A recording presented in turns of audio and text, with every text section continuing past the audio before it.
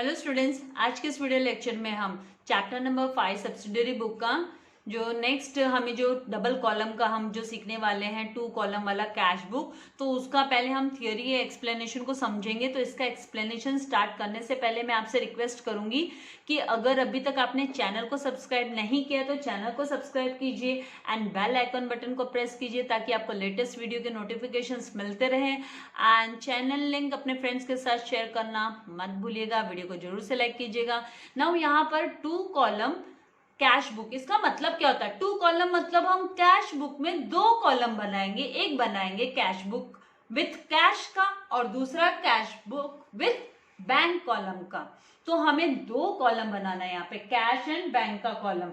तो जितने भी ट्रांजेक्शन कैश से रिलेटेड है वो कैश में आ जाएगा, जितना भी ट्रांजेक्शन बैंक से रिलेटेड है वो बैंक के कॉलम के अंडर में अमाउंट आ जाएगा। तो ये इसका खास, ये 2 कॉलम कैश बुक की खास बात है। तो यहाँ पर बैंक जो है, आज अगर हम सोचकर चलें तो ये जो बैंक है ना, जो बिजनेसमैन को, जो ट्रेडर्स मतलब बिजनेसमैन, तो ट्रेडर्स को, बिजनेसमैन को बहुत सारे सर्विसेज प्रोवाइड करते हैं बैंक्स।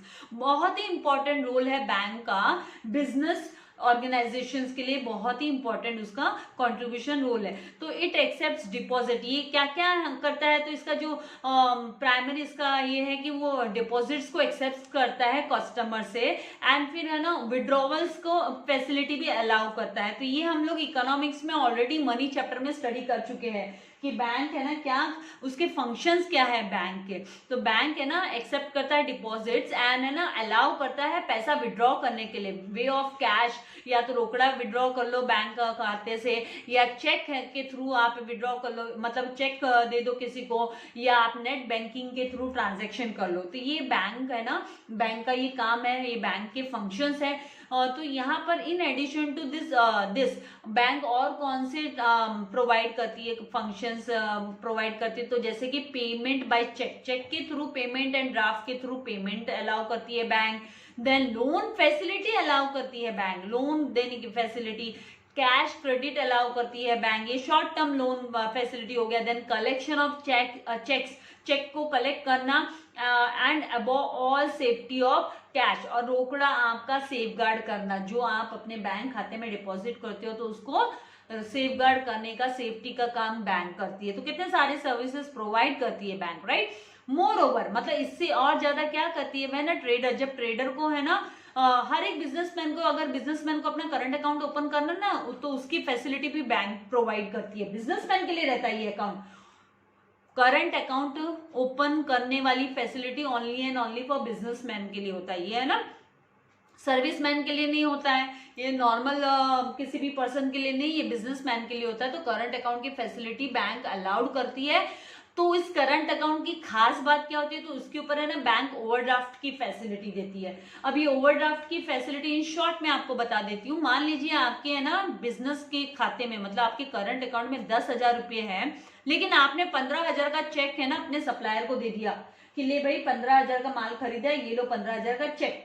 इस तरीके से जब आप चेक दे देते हो, आपके खाते में तो 10,000 है, तो उस केस में है ना बैंक क्या करती है, जो over and above extra amount है, ओवर एंड अबव मतलब 5,000 का, उस 5,000 के लिए बैंक आपका चेक है ना, वो है ना बाउंस नहीं होने देगी, बैंक अपनी तरफ से पेमेंट कर देगी, लेकिन उसके ऊपर कुछ चार्जेस चार्ज करेगी। 5,000 जो ओवर एंड अबव बैंक है ना अपनी तरफ से देती है ना, उस पर चार्जेस भी पे करेगी और वो पैसा भी आपसे बाद में फ्यूचर में वसूल कर लेगी। तो उससे आपकी कॉलर भी वाइट रहेगी, आपका नाम भी खराब नहीं होगा। तो करंट अकाउंट इसीलिए है ना बिजनेसमैन ओपन करते हैं, राइट। तो यहाँ पर business who indulges in a number of banking transaction, बहुत सारे ट्रांजेक्शन होते हैं, पेमेंट एंड रिसिप्ट्स के बहुत सारे ट्रांजेक्शन होते हैं। तो वो है ना इसीलिए करंट अकाउंट ओपन कर लेते हैं, open the current account with the bank and take the advantage of overdraft facility. तो मैंने जस्ट अभी आपको एग्जांपल दिया कि ओवरड्राफ्ट फैसिलिटी क्या होती है, ठीक है। नाउ यहाँ पर columns in cash book with cash and bank column. तो कैश बुक में हम 2 कॉलम बनाते हैं, जिसमें कैश का कॉलम, जिसमें कैश में जो भी रोकड़ा रिसीव हुआ और रोकड़ा का पेमेंट किया वो अमाउंट है ना इस कैश के कॉलम में रिकॉर्ड होता है इन शॉर्ट, एंड बैंक के कॉलम में जो भी चेक के थ्रू हुआ, बैंक के द्वारा हुआ है, तो वो सारा बैंक कॉलम में अमाउंट है ना पेमेंट एंड रिसिप्ट का एंटर होता है। तो यहाँ पे cash book with cash book with cash and bank column has one additional column on receipt side. तो हमने सिंपल कैश बुक सीखा, राइट, वर्बली हमने किया है, उसके सम करेंगे, राइट। तो ये यहाँ पर सिंपल कैश बुक में हमने देखा कि भाई additional column on receipt side बनाया जाता है, बैंक वाला कॉलम, एंड पेमेंट साइड भी एक एडिशनल कॉलम बनाया जाता है कैश कॉलम के साथ। तो वो एडिशनल कॉलम में हम क्या लिखते हैं, this column is known as bank column, तो उसे बैंक कॉलम बोलते हैं। इसीलिए इस बुक को, इस पर्टिकुलर बुक को हम 2 कॉलम कैश बुक बोलते हैं। 2 कॉलम, एक कॉलम हुआ कैश का, एक कॉलम हुआ बैंक का रिसिप्ट साइड में, और दूसरा कॉलम हुआ पेमेंट साइड में भी, एक हुआ कैश का, दूसरा हुआ बैंक का। तो इस तरीके से इसका फॉर्मेट तैयार होता है। तो ओनली बैंकिंग ट्रांजेक्शन, तो जो बैंकिंग ट्रांजेक्शन होते हैं वो रिकॉर्ड होते हैं बैंक कॉलम में, ओनली बैंकिंग, बैंक से रिलेटेड पेमेंट एंड रिसिप्ट वाला। एंड बैंक कॉलम क्या रिप्रेजेंट करता है, तो bank column represent the bank current account, वो बैंक की करंट अकाउंट को, मतलब बिजनेसमैन के करंट अकाउंट को रिप्रेजेंट करता है, पर्सनल अकाउंट को नहीं, बिजनेस के करंट अकाउंट को, ठीक है। तो यहाँ पे ये फॉर्मेट है, format with the format of cash book with cash and bank column. तो इन द बुक्स ऑफ, यहाँ पे जो भी फर्म है उसका नाम आता है 2 कॉलम कैश बुक। देन आपका लेफ्ट हैंड साइड में हम स्टार्ट करते हैं, जैसे लेजर बनाते हैं, सेम उसी तरीके से होता है कि लेफ्ट हैंड साइड में आप है ना डेबिट, ये आपका left hand side debit side होता है, राइट। तो जहां पर डेबिट साइड होना मतलब आपकी कैश बुक का डेबिट साइड मतलब रिसिप्ट, तो जितना भी आपने रिसीव किया वो आप डेबिट साइड में दिखाओगे, ठीक है। तो डेट के बाद जो आपका कॉलम बनेगा वो रिसिप्ट्स का बनेगा, उसको थोड़ा ब्रॉड बनाना है क्योंकि वहां पे हमको कॉन्सेप्ट लिखना होता है, हमको ट्रांजैक्शन के बारे में डिटेल लिखनी होती है, राइट। फिर ये रिसिप्ट नंबर होता है, आर नंबर मतलब receipt number. Then ledger folio का छोटा सा, आपको ये दोनों भी कॉलम है ना बड़े थिन बनाने हैं, जस्ट आपको आर नंबर एंड LF बस ऐसे जनरली लिखने के लिए। फिर यहाँ पर कैश का कॉलम जहाँ पे रुपीज एंड अमाउंट, मतलब बैंक का कॉलम अमाउंट रुपीज। फिर आपका क्रेडिट साइड बनने के लिए जहां पर हम डेट से शुरू करते हैं, जो आपके राइट हैंड साइड में होता है कि डेट, पेमेंट्स एंड पेमेंट्स, मतलब यहाँ पे जितने भी पेमेंट हुए हैं, कैश पेमेंट या बैंक के थ्रू पेमेंट हुआ है बिजनेस रिलेटेड, तो वो सारे का सारा पेमेंट्स के अंडर में हमको रिकॉर्ड करना होता है। और पेमेंट के यहाँ पे जो हमें ना वाउचर नंबर लिखा जाता है, जब पेमेंट के समय पर वाउचर है ना साइन करके लिया जाता है सामने वाली पार्टी से, जिसको हम पेमेंट करते हैं उनसे वाउचर साइन करके लिया जाता है, तो उस वाउचर का नंबर होता है। And then ledger folio number, then cash का कॉलम एंड बैंक का कॉलम। तो ये जो कैश का कॉलम है एंड बैंक का कॉलम है, ये 2 कॉलम हो गए, इसीलिए इसको 2 कॉलम कैश बुक बोला जाता है, ठीक है। तो आई होप यहाँ तक आपको कॉन्सेप्ट समझ में आ गया होगा। नाउ नेक्स्ट यहाँ पर कि अकाउंटिंग ट्रीटमेंट आप किस तरीके से दोगे, बैंकिंग ट्रांजेक्शन्स के जो अकाउंटिंग ट्रीटमेंट है उसको आप मतलब आप कैसे बुक्स ऑफ अकाउंट्स में उसे प्रेजेंट करोगे in the book with cash book, cash and bank के कॉलम में किस तरीके से प्रेजेंटिंग करनी होगी आपको। तो हम इसको डिटेल में, क्योंकि देखिए मेरा क्या मानना है कि ऐसे तो आप लोग है ना टेक्स्ट बुक लेके रीड करने वाले हो नहीं, जब मैं एक्सप्लेन करूंगी तो आप ध्यान दोगे, ज्यादा से ज्यादा वर्डिंग कॉन्सेप्ट जो अकाउंटिंग है वो आपके माइंड में रहेंगे। इसीलिए मैं ना इसी टेक्स्ट बुक के थ्रू प्रेफर करती हूँ कि मैं ज्यादा से ज्यादा एक्सप्लेनेशन आप लोगों को दूं, ठीक है, क्योंकि टेक्स्ट बुक रीडिंग तो होनी चाहिए। नाउ यहाँ पे फर्स्ट सबसे पहले ओपनिंग बैलेंस जो भी दिया होता है बैंक अकाउंट का ओपनिंग बैलेंस दिया है, वो आपको क्या करना है, टोटल ऑफ रिसिप्ट साइड, मतलब रिसिप्ट साइड के डेबिट साइड में, मतलब जो when total of receipt side that is debit side is greater than payment side का जो होता है उसे हम डेबिट बैलेंस बोलते हैं। पहली बात तो ये आपको ध्यान में रखनी है कि when total of receipt side, जब टोटल होता है रिसिप्ट साइड का हम टोटल करते हैं, और पेमेंट साइड का भी जब हम टोटल करते हैं, और जब हम फाइंड आउट करते हैं कि जो है ना आपका रिसिप्ट साइड इज ग्रेटर, मतलब रिसिप्ट साइड का जो टोटल अमाउंट है वो मोर देन है ना आपके क्रेडिट साइड के टोटल अमाउंट से मोर होगा, तो उसको हम डेबिट बैलेंस बोलते हैं। ये हम पहले भी सीख चुके हैं, right. Now when total of payment side, जब है ना टोटल होता है पेमेंट साइड का, जब हम टोटल है ना ज्यादा निकल जाता है, मतलब पेमेंट साइड का टोटल ज्यादा दिखाई देता है, ज्यादा अपीयर का होता है, इज ग्रेटर होता है, वो जब ज्यादा होता है टोटल रिसिप्ट के टोटल से ज्यादा होता है, टोटल अमाउंट से ज्यादा होता है, तो उसको हम क्रेडिट बैलेंस बोलते हैं, उसको हम क्या बोलते हैं, क्रेडिट बैलेंस बोलते हैं।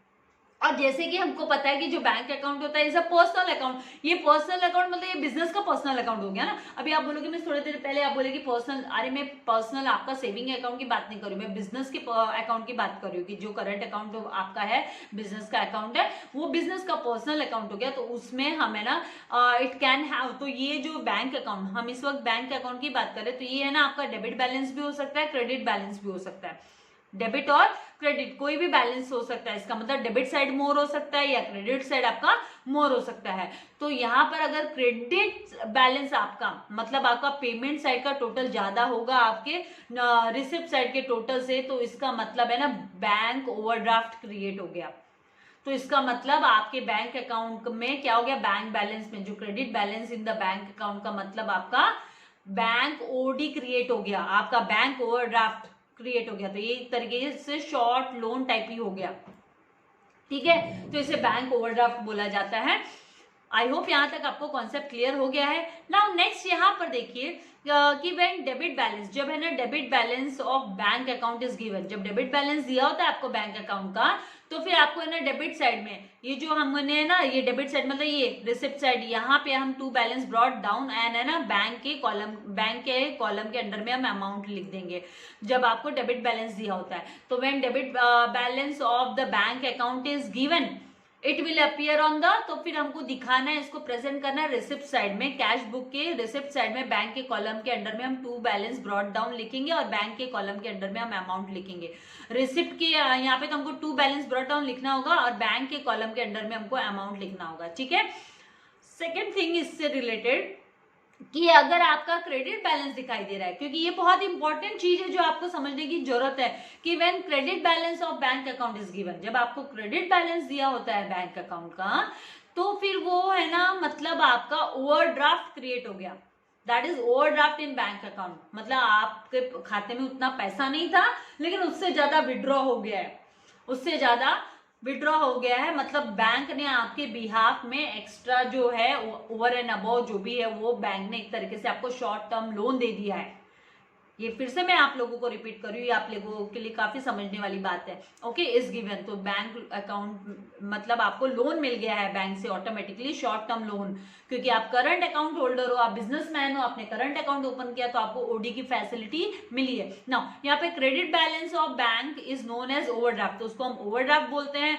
तो ओवरड्राफ्ट क्या होती है, तो ये सिचुएशन है जहां पर when amount withdrawn by the account holder, जब अमाउंट विड्रॉ करता है अकाउंट होल्डर, वो है ना एक्सीड करता है उसकी डिपॉजिट से इन करंट अकाउंट, उसके करंट अकाउंट में जो उसने डिपॉजिट्स किया है, जितना भी पैसा उसने जमा किया है करंट अकाउंट में, उससे ज्यादा उसने विड्रॉ कर लिया अकाउंट होल्डर ने, ठीक है।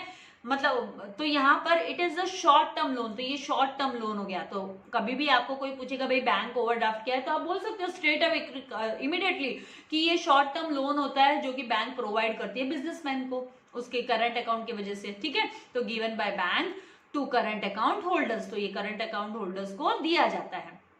Now it is recorded on, तो फिर हम इसको कहाँ रिकॉर्ड करेंगे, अगर आपको है ना क्रेडिट बैलेंस दिखाई दे रहा है तो हमें ना क्या कहाँ पे रिकॉर्ड करेंगे इसको, पेमेंट साइड में हम लिखेंगे बाय बैलेंस ब्रॉट डाउन कर और हम है ना बैंक के कॉलम में अमाउंट लिख देंगे। तो इस तरीके से आपको प्रेजेंट करना होता है बैंक ओडी का जो मतलब बैलेंस, जो क्रेडिट बैलेंस है तो हम बाय बैलेंस, क्रेडिट बैलेंस होता है तो हम क्या करते हैं पेमेंट्स के यहाँ पे बाय बैलेंस ब्रॉट डाउन लिखते हैं एंड बैंक के कॉलम में अमाउंट लिखते हैं। तो इस तरीके से हमको इफेक्ट दिखाना होता है। आगे हम प्रैक्टिकल प्रॉब्लम्स करेंगे तब आपको और अच्छे से समझ में आ जाएगा, डिफिकल्ट नहीं जाने वाला है, प्रैक्टिस मेक्स मैन परफेक्ट वाली बात है। नाउ नेक्स्ट कॉन्सेप्ट है कि चेक रिसीव्ड, तो चेक रिसीव्ड हुआ है तो cheque can be received for cash sales, आपने ना कैश सेल्स किया, इसका मतलब ये नहीं कि आपके हाथ में रोकड़ा कोई सामने वाला थमाएगा, वो आपको चेक दे सकता है।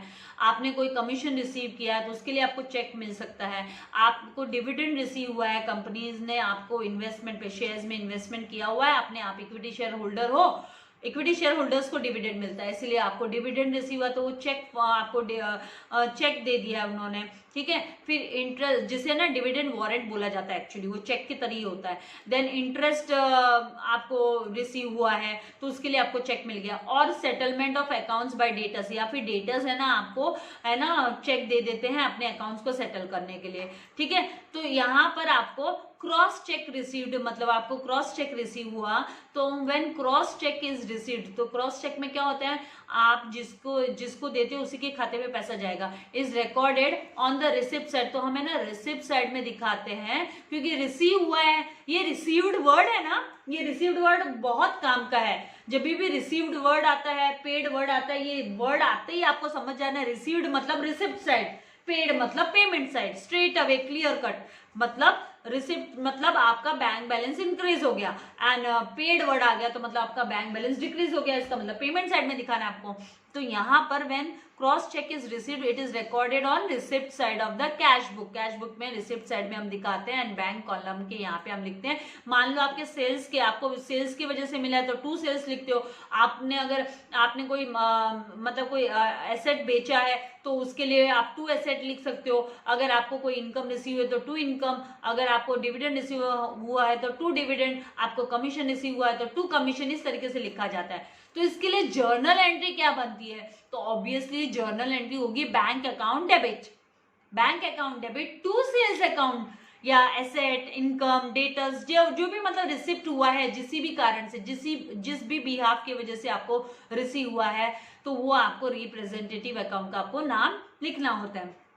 तो इस तरीके से आपको है ना जर्नल एंट्री बनानी होती है। अभी सेकंड क्रॉस चेक नहीं है, आपको बेरर चेक मिल गया, मान लीजिए बेरर चेक रिसीव हो गया, ठीक है। तो बेरर चेक कौन सा चेक होता है, जिसमें आप है ना उसको है ना, इसको हम है ना एज अ रोकड़ा, इसको बेरर चेक को हम एज अ रोकड़ा भी कंसिडर करते हैं। तो bearer cheque received is treated as a cash, उसको हम कैश के रूप में उसको ट्रीट कर सकते हैं, and recorded on the receipt side in the cash column, इसीलिए हमें ना कैश कॉलम के रिसिप्ट साइड पे बेरर चेक। देखिए चेक में फर्क है, ये याद रखना है आपको, चेक का डिफरेंस याद रखना है। आपको क्रॉस चेक आया तो आपको बैंक कॉलम के यहाँ पे अमाउंट दिखाना होता है, और आपको बेरर चेक वर्ड आ गया स्टेटमेंट में तो आपको याद रखना है कि कैश कॉलम के अंडर में अमाउंट आएगा। तो यहाँ पर bearer cheque received is treated as cash, तो इसको हम कैश के रूप में ट्रीट करते हैं। तो उसको आप है ना अपने टेक्स्ट बुक सामने रखिए और उसको अंडरलाइन कर लीजिए, very important keyword this is, कि बेरर चेक मतलब ट्रीटेड एज कैश। तो कहाँ पे आएगा, तो कैश कॉलम में आएगा। तो अगर वो है ना ड्यू टू सेल्स की वजह से रिसीव हुआ है, एसेट बेचने की वजह से रिसीव हुआ, इनकम, डेटर्स, तो उसी अकॉर्डिंगली हमको 2 सेल्स, 2 एसेट, 2 इनकम, 2 डेटर्स, मतलब इस तरीके से हम लोग लिखते हैं। तो ये हम कैश कॉलम के अंडर में ये अमाउंट दिखाते हैं। तो इसकी जो जर्नल एंट्री फ्रेम होती है वो cash account debit to sales account, asset और इनकम और डेटर्स। तो आई होप आपको कॉन्सेप्ट समझ में आ रहा है, डिफिकल्ट नहीं जा रहा है। आगे तो जब हम सॉल्व करेंगे सम तो आपको धीरे धीरे आ ही जाने वाला है, लेकिन मेरा मानना है कि थियोरी को समझना बहुत जरूरी है। थियोरी भी उतना ही इक्वली इंपॉर्टेंट होता है कॉन्सेप्ट्स को क्लियर करने के लिए। नाउ नेक्स्ट क्या है कि चेक रिसीव्ड, चेक रिसीव हो गया and deposited into bank on the same day, और सेम डे है ना हमने डिपॉजिट कर दिया उसको बैंक में हमने सेम डे, तो यहाँ पे कीवर्ड है सेम डे, सेम डे हमने इसको डिपॉजिट कर दिया। तो इसका मतलब cheque received are deposited into the bank for collection, मतलब हमने कलेक्शन के लिए बैंक को बोला भाई ये लो चेक, आप जाओ और हमारे बिहाफ में कलेक्शन कर लो, तो बैंक फॉर कलेक्शन के लिए आपने दे दिया सेम डे। तो इस केस में this is recorded on receipt side, तो हम रिसिप्ट साइड में है ना रिकॉर्ड करते हैं, बैंक कॉलम में हम लिखते हैं 2 सेल्स या एसेट या इनकम और डेटा, और हम क्या लिखते हैं बैंक की कॉलम के अंदर में ही अमाउंट लिखा जाता है। तो इस तरीके से हमको करना होता है। और मान लीजिए आपका वो चेक जो आपने बैंक में सेम डे डिपॉजिट तो कर दिया था, राइट, अभी वो चेक रिसीव्ड है ना, वो डिसऑनर्ड हो गया। डिसऑनर्ड हो जाना मतलब चेक बाउंस हो गया, सामने वाली पार्टी के खाते में कुछ अमाउंट ही नहीं है, तो पैसा कहां से कलेक्ट करेगा बैंक, डिसऑनर्ड हो गया। तो उस केस में आपको कैसे एडजस्ट करना होगा, तो cheque received has to be presented to the bank, मतलब हमने प्रेजेंट किया बैंक को, कलेक्शन के लिए दिया, तो वो है ना कब कलेक्शन के लिए देना है, तो इसकी भी है ना क्राइटेरिया है ना कि भाई 3 महीने के अंदर अंदर जो चेक के ऊपर डेट मेंशन की गई है उसके 3 महीने के अंदर अंदर वो बैंक को कलेक्शन के लिए भेजना जरूरी है, पहली बात तो आपने। अगर वो डेट आपकी निकल गई तो फिर वो चेक का कोई मतलब नहीं है, वो वर्थलेस हो जाएगा। तो यहाँ पर within 3 months from the date of drawing, ठीक है, अदरवाइज इट बिकम्स वर्थलेस। नहीं तो वो है ना चेक है ना आपका कोई काम का नहीं है, कागज का टुकड़ा हो गया, वो कोई काम का नहीं है 3 महीने के बाद अगर आप प्रेजेंट करते हो बैंक में, ठीक है। तो व्हेन बैंक रेफ्यूजेस टू पे द अमाउंट, तो बैंक है ना रेफ्यूज कर देती है, मना कर देती है, अमाउंट पे नहीं करेगी टू द पे, मतलब पे मतलब कौन, जो रिसीव करता है बेनिफिट, मतलब जो बिजनेसमैन को पैसा मिलने वाला होता है वो पे हुआ, ड्यू टू सर्टेन रीजंस, तो किसी रीजन, कोई भी रीजन हो सकता है कि भाई लेट उन्होंने है ना प्रेजेंट किया, 3 महीना खत्म हो गया, या फिर सामने वाले के खाते में पैसा नहीं है, the cheque is said to be dishonoured. तो उस केस में हम क्या बोलेंगे कि भाई चेक डिसऑनर्ड हो गया, चेक डिसऑनर्ड हो गया। और जब अगर पैसा रिसीव हो जाता है तो उसको ऑनर्ड बोला जाता है, और पैसा नहीं रिसीव होता है तो डिसऑनर्ड। तो डिसऑनर्ड चेक उसको हम कैसे है ना रिकॉर्ड करते हैं, तो उसे रिकॉर्ड किया जाता है, is recorded on the payment side. तो उसको पेमेंट साइड में रिकॉर्ड किया जाता है। क्यों पेमेंट साइड में करेंगे मिस, पैसा आया नहीं, पैसा दिया नहीं, पेमेंट साइड में क्यों रिकॉर्ड करें भाई, यही इसका फंडा है अकाउंट्स का। क्योंकि हम है ना प्रीवियस, देखो ये सी वाला जो केस है, इसमें हमने पहले क्या किया, बैंक को प्रेजेंट किया ना, हमने बैंक को कलेक्शन के लिए दे दिया, लो भाई हमारा पैसा कलेक्ट करके लाओ। अब वो चेक तो डिसऑनर हो गया आपका, आपने रिकॉर्ड कर लिया था कि रिसीव हो गया, तो अब उसको कैंसिल करने के लिए आपको पेमेंट साइड में उसका इफेक्ट दिखाना होगा। उसको कैंसिल करने के लिए आपको पेमेंट साइड में उसका इफेक्ट दिखाना होगा। इसीलिए जो डिसऑनर चेक होता है, धीरे धीरे आपको इसकी आदत हो जाएगी, धीरे धीरे आदत हो जाएगी, is recorded on the payment side to cancel the receipt effect. तो जैसे मैंने आपसे कहा, रिसिप्ट में जो इफेक्ट आप दिखा चुके ऑलरेडी, उसको कैंसिल करने के लिए आपको पेमेंट साइड में दिखाना पड़ेगा और बैंक कॉलम में उसका अमाउंट दिखाना पड़ेगा। और जिस पर्सन के वजह से वो डिसऑनर्ड हो, मतलब जिस पर्सन ने वो चेक दिया था, उस पर्सन के नाम के साथ, बाय पर्सन्स अकाउंट, उस पर्सन के अकाउंट के नाम से आपको वो इफेक्ट दिखाना होगा। तो जो जर्नल एंट्री फ्रेम होगी वो होगी पर्सन्स अकाउंट डेबिट, मतलब जो भी वो बंदा है, ठीक है, जो भी वो बंदा है उसका नाम यहाँ पे आएगा टू बैंक अकाउंट। तो इस तरीके से हमको फिर है ना बाय साइड में, मतलब हम पेमेंट साइड में वो पर्सन का नाम लिखे, मान लीजिए अमित, तो बाय अमित से अकाउंट करके हमको ये है ना लिखना होगा पेमेंट साइड में, क्योंकि अमित का चेक डिसऑनर्ड हो गया है, इस तरीके से, ठीक है। अभी नेक्स्ट इफेक्ट यहाँ पे आ रहा है चेक इशूड। अब ये चेक इशूड क्या होता है भाई, चेक इशूड क्या होता है, तो आज हम है ना ये चेक के कॉन्सेप्ट तक ही कंप्लीट करने वाले हैं, राइट, ताकि आप ज्यादा बोर ना हो यहाँ पे, और ज्यादा बोर होना भी नहीं चाहिए। वैसे मैं काफी ट्राई कर रही हूँ कि आपको कॉन्सेप्ट इजी वे में मैं आपको समझा सकूँ, और आपको समझने की कोशिश करनी भी चाहिए। आपको अच्छा अकाउंट्स में एक्सपर्ट होना है तो करना ही है। Now cheques can be issued for cash purchases, मतलब आप उस चेक को आप है ना अपनी परचेसिंग के लिए यूज कर सकते हो, कैश परचेसेस के लिए यूज कर सकते हो, आप है ना कमीशन पे करने के लिए यूज कर सकते हो, आप उसको है ना पेइंग इंटरेस्ट सेटलमेंट, आप है ना आपको क्रेडिटर्स को इंटरेस्ट देना है तो आप वो सेटल करने के लिए आप उस चेक को यूज कर सकते हो, मतलब क्रेडिटर्स को पेमेंट करना है तो उसके लिए आप यूज कर सकते हो। तो it can be use for withdrawing cash from bank, या फिर आप है ना रोकड़ा विड्रॉ करने के लिए बैंक से इसको यूज कर सकते हो।